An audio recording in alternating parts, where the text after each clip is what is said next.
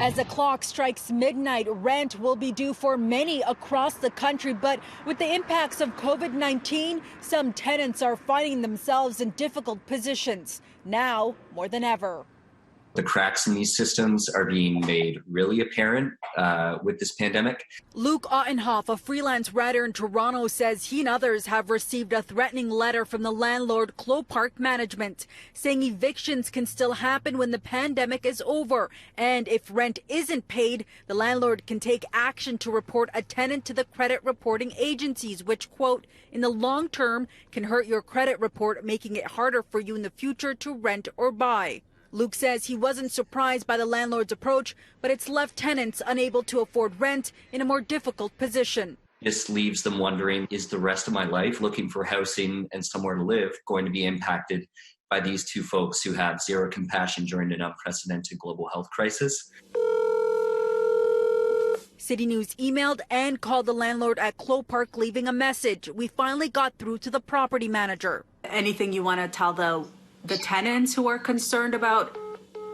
This is frightening for tenants. Toronto was already seeing a housing crisis long before COVID-19, but the pandemic is putting further strain on renters. In response to this, Parkdale Organize started Keep Your Rent Toronto, as its name suggests, in support of those who are forced between paying rent and staying safe.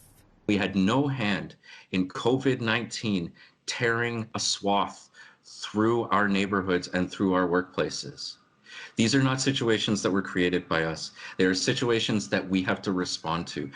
Currently, the province has suspended evictions even for tenants who can't pay rent. We asked the Premier about what protections are available for renters and landlords. Doug Ford calls it a difficult situation. In a lot of cases, the landlords this is what they rely on, the people's rent to pay their bills as well. So I highly recommend communicate with your landlord, work with your landlord, and do the very best. The province says it has $200 million available through existing programs, part of that money to help people cover basic needs such as rent. Brian Doherty says there aren't clear guidelines and the help isn't here now, as some renters are being told to borrow money to make ends meet.